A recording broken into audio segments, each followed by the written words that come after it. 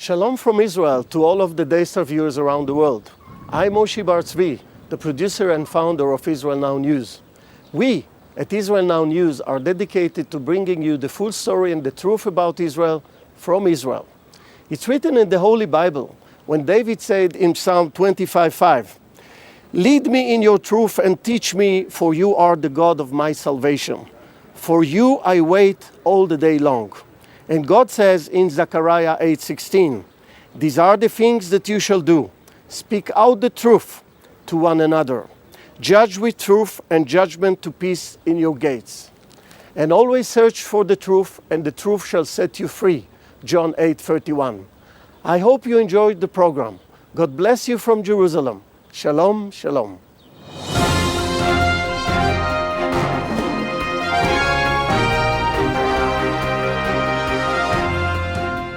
Welcome to Israel Now News. I'm Yochanan El-Rom. And I'm Erin Viner.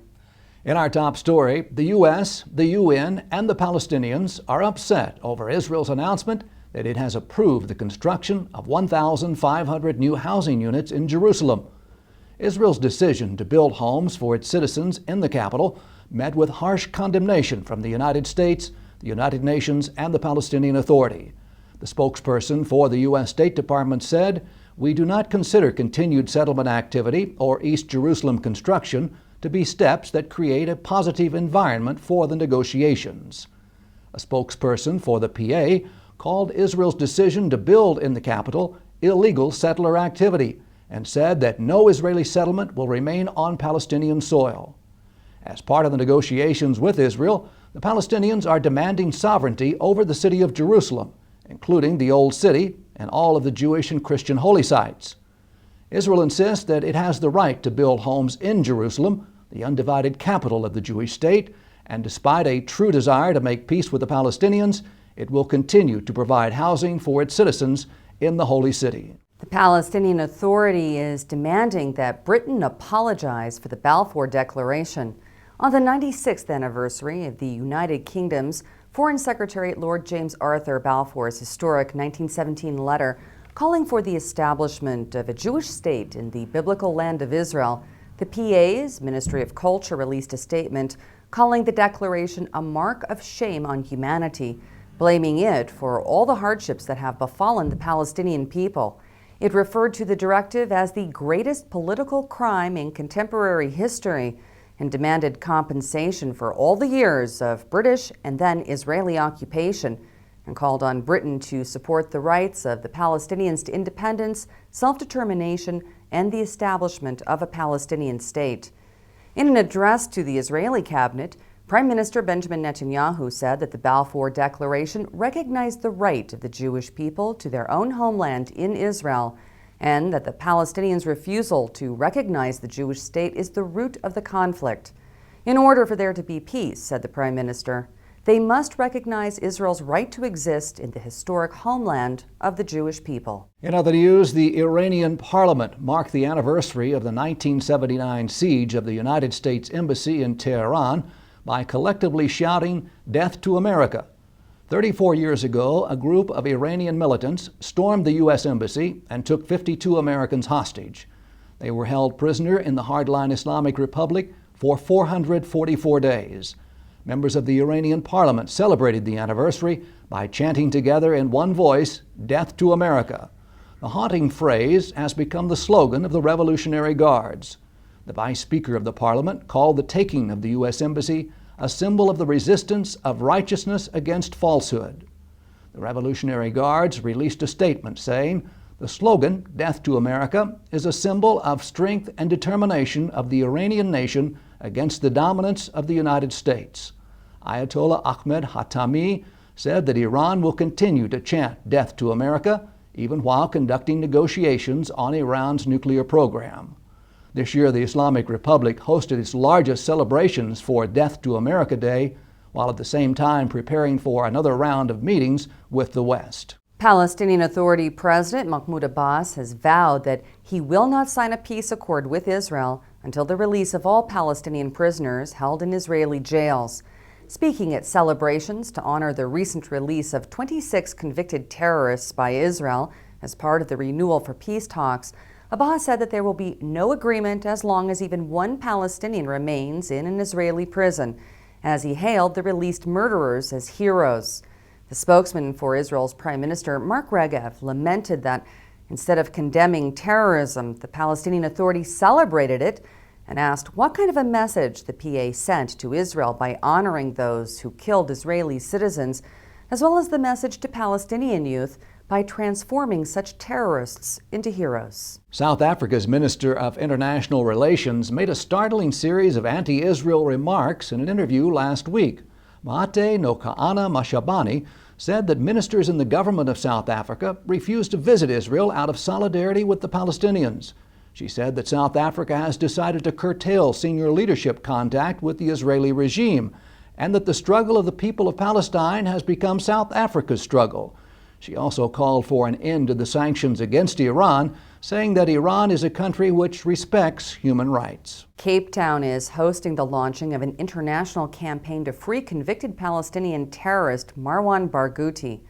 Activists include 5 Nobel Peace Laureates, and Anglican Archbishop Emeritus Desmond Tutu endorsed the campaign, equating Barghouti with an anti-apartheid revolutionary and former South African President Nelson Mandela.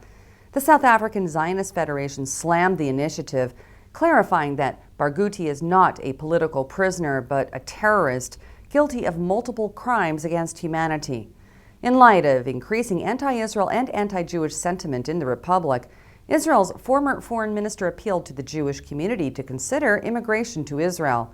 Israel Beitenu leader Avigdor Lieberman called recent statements from South Africa's foreign minister that Israel's occupation of Palestine is reminiscent of the era of racial discrimination in her own country, a combination of hypocrisy and classic anti-Semitism.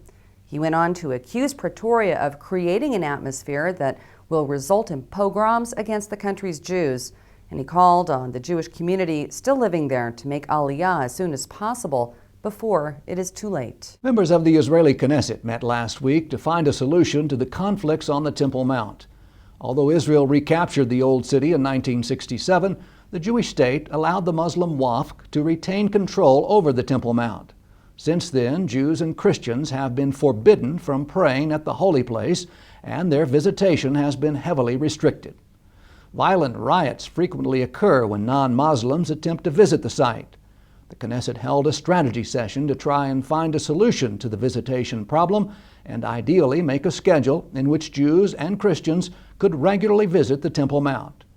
In a blatant display of their unreasonable nature, Arab members of the Knesset interrupted the session, screaming, "There is no Temple Mount, only the Al-Aqsa Mosque," refusing to discuss any kind of compromise that would allow non-Muslims regular visitation to the Temple Mount. One Arab MK threatened a new intifada and then stormed out of the meeting. The Israel Allies Foundation is hosting members of government from around the world in Washington, D.C. this week.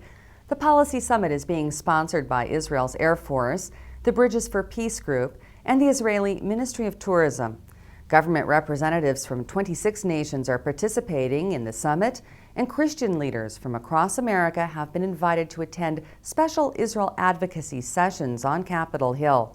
Rabbi Bnei alone will be joined by members of Knesset, Israeli cabinet ministers, Israel's ambassador to the United States, Ron Prosor, as well as the director of the Knesset Christian Allies Caucus, Josh Reinstein, to work with members of the United States Senate and Congress.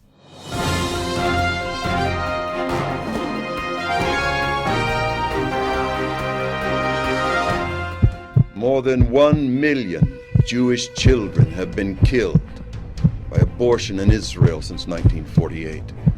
Israel is currently engaged in a demographic war for its very survival as a Jewish state. Imagine what a difference 1 million more Jews would have made for Israel. Friends of Efrat saves the lives of thousands of children every year by providing support to pregnant women in distress. Since 1977, Efrat has saved over 30,000 lives and is recognized as a world leader in preventing abortions.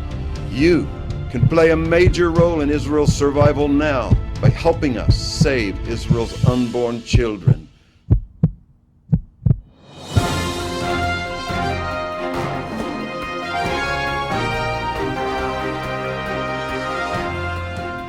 That concludes the news portion of our show. Stay tuned for Ask the Source with Josh Reinstein.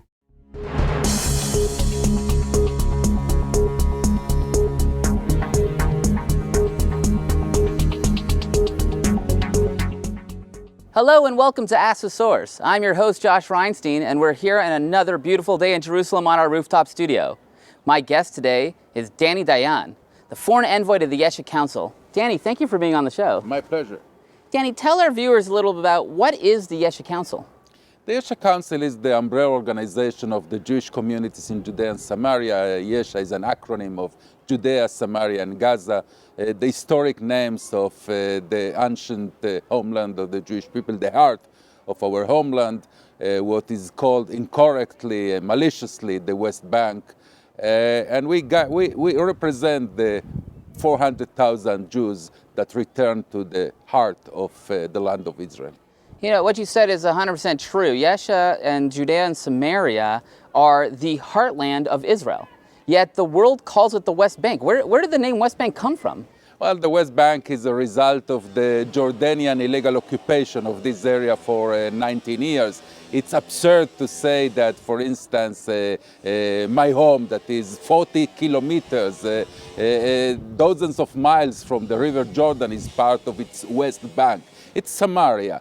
I would tell you something else. I think, I know that there is a political term in the United States, the Bible Belt. We live in the original Bible Belt, in the real Bible Belt. Well, now the EU, the European Union, has decided to boycott all of Judea and Samaria in an illegal move. Why is this happening?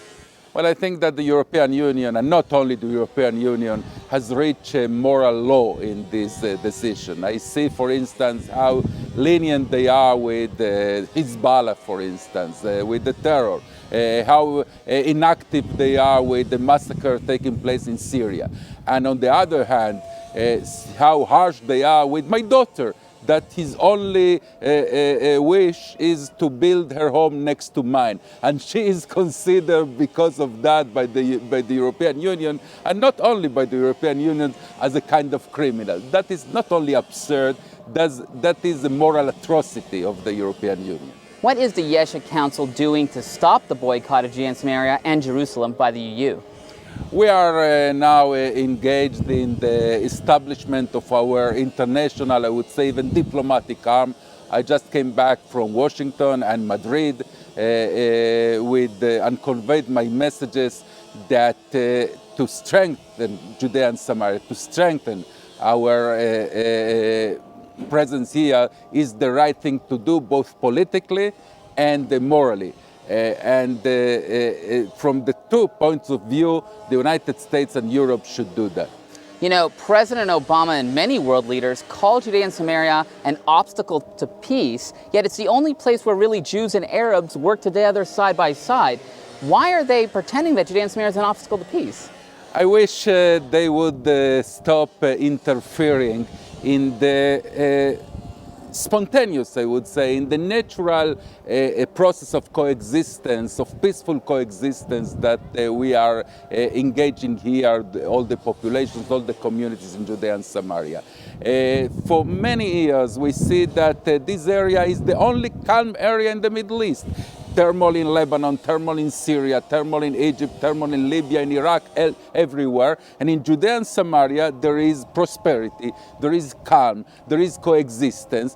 My fear is that by stepping into this room, the way Secretary Kerry has done that and the way Europeans do that, they can interfere and ruin the only positive development that is happening in the Middle East. So that brings up a very good point. There's tremendous pressure on Israel to make what they call painful concessions, giving up even as far as half of Jerusalem for a piece of paper that says peace.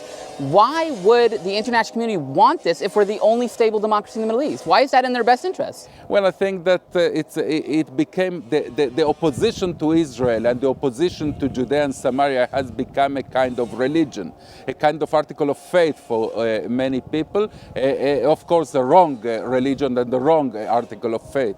And it's not rational, you know, when we see North Korea threatening the United States with a nuclear device, and the preoccupation of the White House and the State Department is Israel, and a new porch being built in a house in Samaria, it's not, I don't have a rational explanation for that. You know, they say that the right formula for peace in the Middle East is land for peace. Yet every time we do that, it leads to death and destruction. We've done it 22 times since 1911 in this area. What is the real solution to the peace problem here? To understand that the division of the historic land of Eretz Israel, the land of Israel, will not bring peace, but the contrary. It will be the prologue to another belligerent conflict, another attack against Israel, exactly as it happened in Gaza. The moment we leave this nonsensical idea of parting the land of Israel into two, the moment we abandon this outrageous idea, that day the real peace process will start. Danny, there are literally tens of millions of people watching this show. What message do you have for our viewing audience? Our presence in Judea and Samaria, the Jewish presence, the Jewish rebirth, revival in Judea and Samaria is not just an issue of security. It's an issue of essence. It's the essence of the return of the Jewish people to its ancient homeland. It's the essence of the Zionist endeavor. And that's the reason the whole world invests so much in demonizing us and defaming us, in trying to move us out from here. And we need the active support. We need the active support of the tens and hundreds of millions of Americans and decent persons that understand that this is the struggle for the essence of not only of Israel, but of the Jewish, the Western civilization. Thank you, Danny, for being on the show. And thank you for tuning in to Ask the Source. I'm your host, Josh Reinstein. Now back to the studio.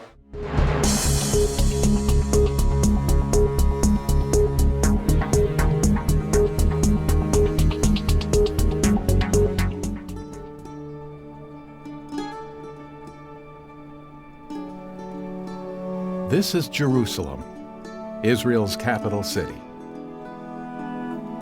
It's an ancient and modern treasure that is beyond belief.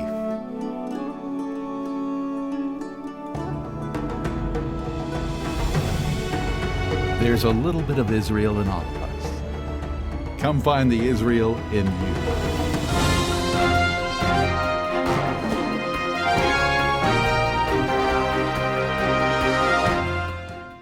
Up next, Shining Light from Israel.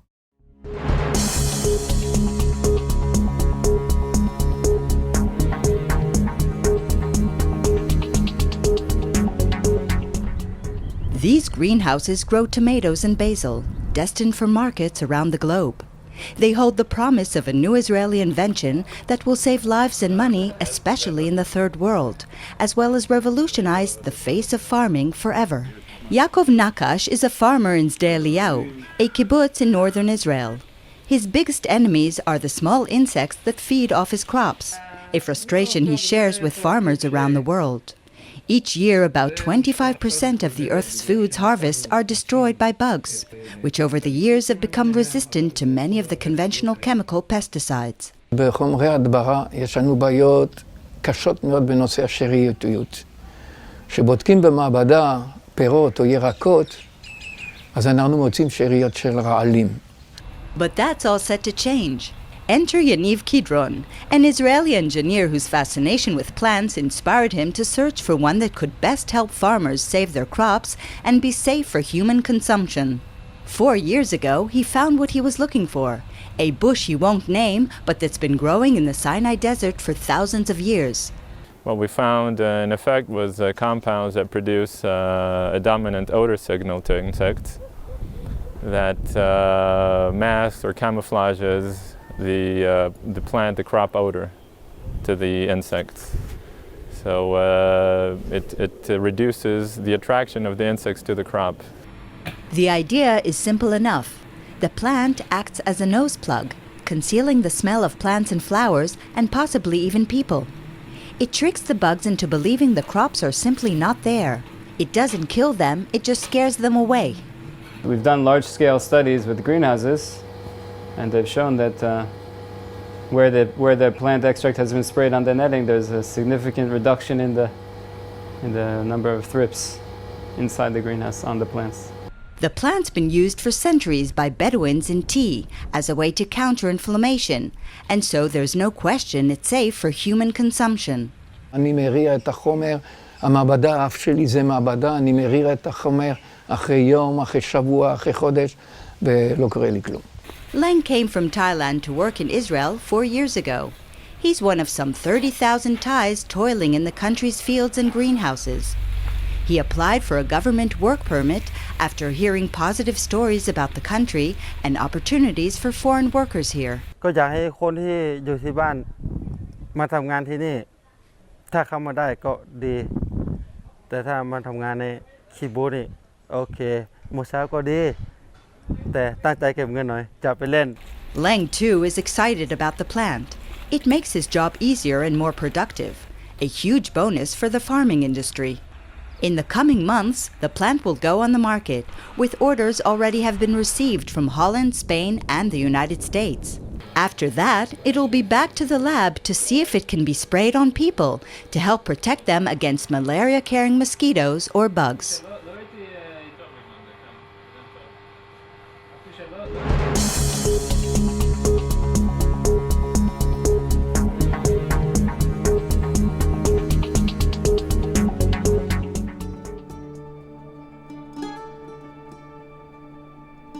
Anywhere else, this would be a vacation by a lake.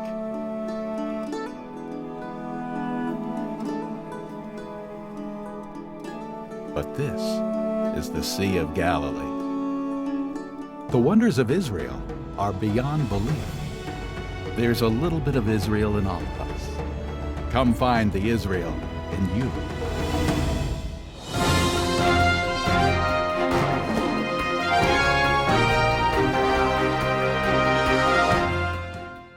Please stay tuned for the ICEJ report from the International Christian Embassy, Jerusalem.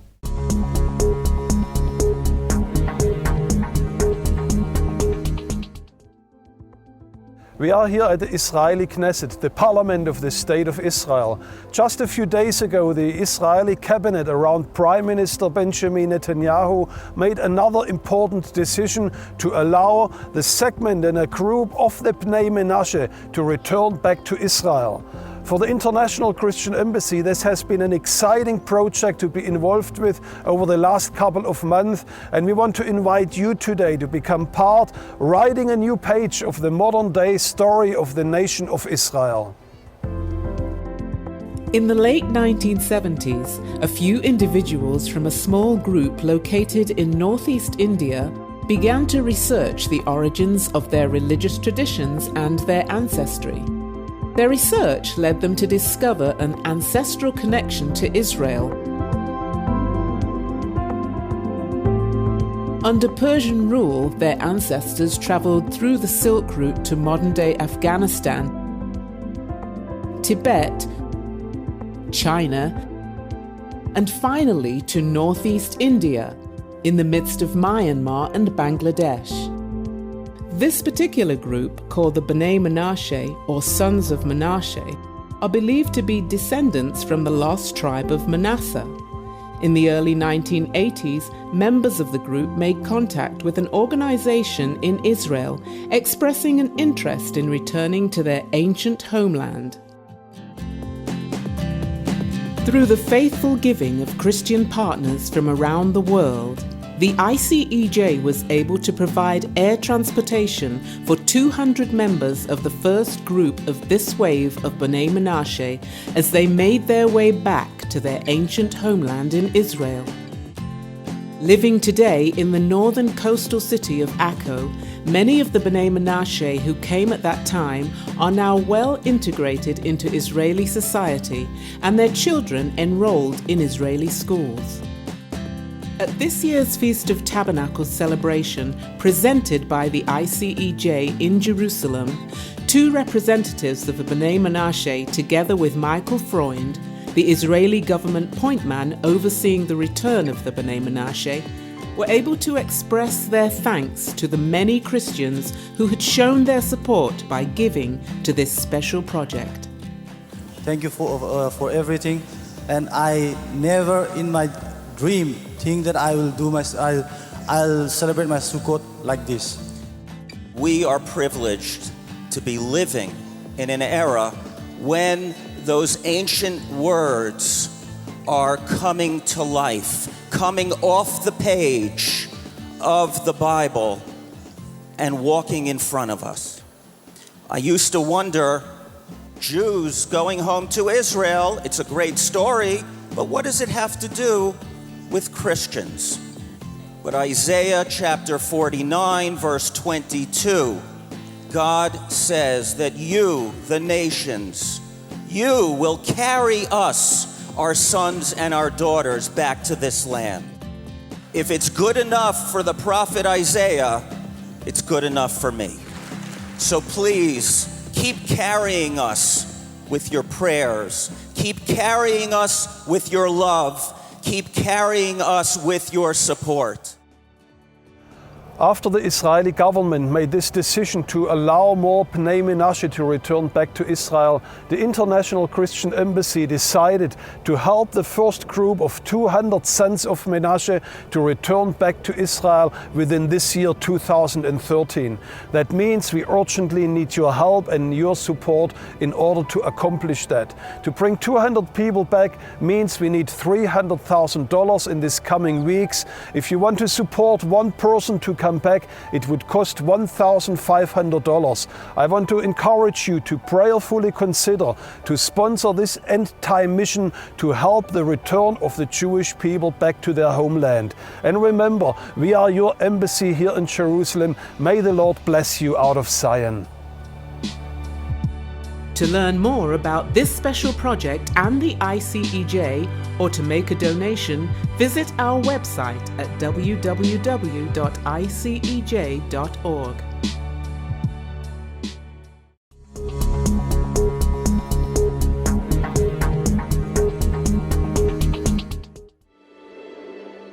Those who dreamed about the Jewish state, those who wrought the historical miracle, and against all odds established a state. Those who arrived in the homeland to their new home. Those who propelled Israel forward step after step. I have no doubt that this expanded partnership with our many Christian supporters will greatly strengthen Israel in the years ahead. And I want to thank you all for being part of that historic effort and that historic partnership. May God bless all of Israel's friends throughout the world. May God bless you.